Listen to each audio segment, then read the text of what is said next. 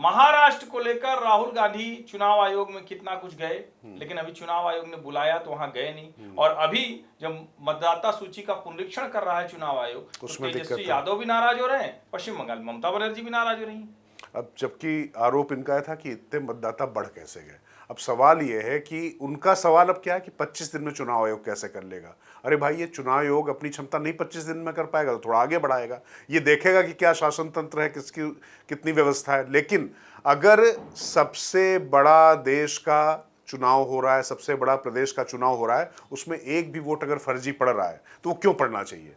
और यही तो आप सवाल उठा रहे हैं कि इतने % वोट बढ़ गए, तो महाराष्ट्र में बढ़ गए वोट तो आपको दिक्कत हो रही है। अब इसीलिए चुनाव आयोग ने, आप मान लीजिए कि आपकी बात का संज्ञान लेते हुए अगर ये तय करना शुरू किया है, बीएलओ जाएंगे घर घर जाकर, एक बहुत बड़ा अभियान चलने जा रहा है, तो अगर ये अभियान चलाकर अगर सूची को शुद्ध किया जा रहा है और अगर गलत वोटों को निरुद्ध किया जा रहा है, तो उसमें दिक्कत क्या है, उस पर तो आपको समर्थन करना चाहिए। कि वो कह रहे हैं कि हमारा वोट कट जाए, अब इसका मतलब उनके वोट सब गड़बड़ है क्या? उनके वोटर जो है, उनके माता पिता के जन्म स्थान का पता नहीं चलेगा क्या?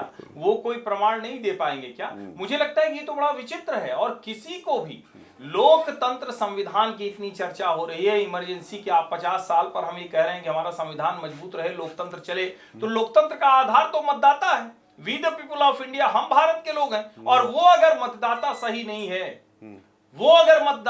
नहीं है, उसकी सूची सही नहीं, तब तो सब गड़बड़ है। और मैं तो ये मानता हूं कि चुनाव आयोग जिस तरफ आगे बढ़ रहा है, आगे आने वाले समय में बिल्कुल आधार से करना चाहिए। अब जैसे उदाहरण के लिए हम लोग नोएडा रह रहे हैं, लेकिन मूलतः मान लीजिए प्रयागराज कानपुर के हैं, तो हम दोनों जगह वोट दे सकते हैं क्या? नहीं दे सकते। बिल्कुल नहीं दे तो सकते। हमारा नाम एक जगह कटेगा, एक जगह रहेगा। और अगर ये कोई भी चुनाव आयोग कर रहा है तो बिल्कुल उसे करना चाहिए। अब तेजस्वी यादव को या पश्चिम बंगाल में ममता बनर्जी को ऐसा क्यों लगता है कि उन्हीं का वोटर कटेगा? और ये जो रोहिंग्या है, बांग्लादेशी घुसपैठिया है, जिसको कहा जाता है कि देश में करोड़ों की संख्या में है, आखिर उनका नाम तो क्यों रहना चाहिए? और उनका भी नाम क्यों रहना चाहिए? मैं सुन रहा था तो कोई प्रवक्ता तर्क दे रहा था कि हमारे बिहार के तो बहुत लोग प्रवासी हैं, हर जगह के लोग प्रवासी होते हैं, तो क्या वो महाराष्ट्र में भी वोट देंगे, दिल्ली में भी वोट देंगे और बिहार में भी वोट देंगे? नहीं, ऐसा तो नहीं हो सकता। आप भी प्रयागराज में रहते हैं, लेकिन वोट आपका एक ही जगह का होगा ना। नोएडा में वोट देते हैं, जैसे मैं वहां देते थे जाके। बिल्कुल, अब मैं कानपुर का रहने वाला हूं तो मैं दोनों जगह वोट ना थोड़ी दे देता हूं यहाँ पर। अच्छा, एक बात ध्यान रखना पड़ेगा, सवाल उठाया जा रहा है कि भाई इतने कागज नहीं होते हैं, पत्थर नहीं होते, लोग कहां से बना लेंगे। अरे ये तो जो कथावाचक महोदय थे, ये 2-2 आधार कार्ड बना लिए थे, एक में यादव था, एक में अग्निहोत्री था।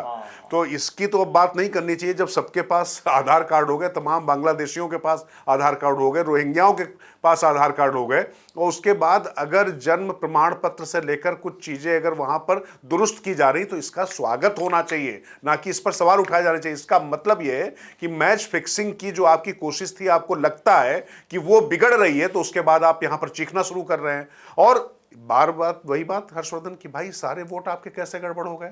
अगर वोट कट रहे हैं तो जमीन पर अगर आपका काडर है, लोग हैं जो होते हैं, वो अपना वोटर जुड़वाते हैं, बात करते हैं। सभी पार्टियों को अपने कार्यकर्ताओं को लगाकर वोटर लिस्ट का पुनरीक्षण कराना चाहिए, रिवीजन कराना चाहिए, बिल्कुल, जो सही नाम हो कराते भी रहे, तो सभी पार्टियों को एक साथ आना चाहिए। चुनाव आयोग पर सवाल उठाने के बजाय हर पार्टी को कहना चाहिए कि हमारी ये डिस्ट्रिक्ट यूनिट है, उनके साथ बैठिए, डीएम बैठेगा, जो चुनाव आयोग की टीम होगी वो बैठेंगे और वो काम करेंगे। आप बताइए ना कि भारतीय जनता पार्टी के कितने वोट बढ़ गए। बिल्कुल, ये तो आपके पास पूरा मौका है, और अगर आप कागज पत्र के साथ में अगर आप दिखा पाते हैं तो वहां पर उसकी कोई अनदेखी थोड़ी कर सकता है। ऐसा भी नहीं होता कि जिस तरीके से चीजें बताने की कोशिश की जाती है। किसी के वोट कैसे हो सकते हैं? वो तो मतदाता है ना, मतदाता तो मन बनाएगा अपना। तो ये कहना कि हमारे वोट कट गए, उनके वोट बढ़ गए, ये भी मतदाता को गलत तरीके से चित्रित करना है। और लेकिन अब हम लोग ये चर्चा कर रहे हैं, राहुल गांधी तो एक बयान देकर और गायब हो जाते हैं। चुनाव आयोग बुला रहा है, वो कह रहे हैं नहीं, ये वाली शर्त पूरी करो, ये वाली शर्त पूरी करो, चुनाव आयोग के पास नहीं जाते। दरअसल समस्या यही है कि मैं कहता हूं कि राहुल गांधी की बातें सही हो सकती, नेता विपक्ष के तौर पर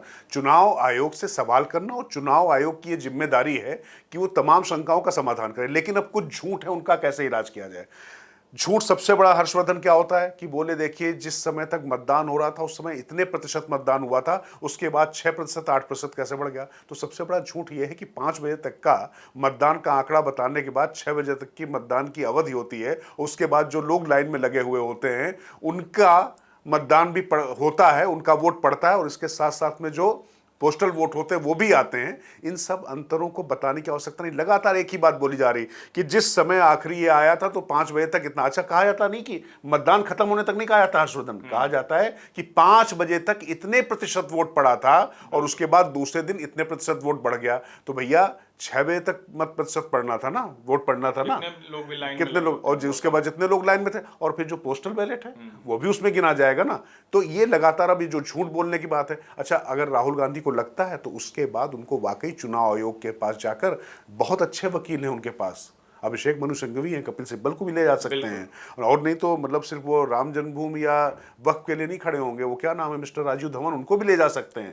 ये सारा पूरा अच्छा वकीलों का ग्रुप है, क्रीम है, इनको लेके जाएं और चुनाव आयोग को बिल्कुल कटघरे में खड़ा करें, तर्क दें, बिल्कुल उनको पूरी तरीके से स्टम्प कर दें, निरुत्तर कर दें। सर्वोच्च न्यायालय में तो सब तय हो चुका है ना, सर्वोच्च न्यायालय के सामने तय हो चुका है, कोई गड़बड़ी आज तक नहीं निकली है। और उन्होंने कहा कि अगर किसी को लगता है तो वो आके कहे कि हम फिर से रिकाउंटिंग कराएंगे, तो लेकिन कोई रिकाउंटिंग के लिए भी नहीं आता है। तो अब ये मुश्किल इनको भी लगती है। ये कह रहे हैं कि यहाँ कम समय मिला, बंगाल में कह रहे हैं कि यहाँ क्यों कर रहे हो, हमारे वोट कट जाएंगे। वहां तो बहुत समय है, वहां तो समय वाली भी दिक्कत नहीं, अभी तो वहां चुनाव होने नहीं जा रहा है।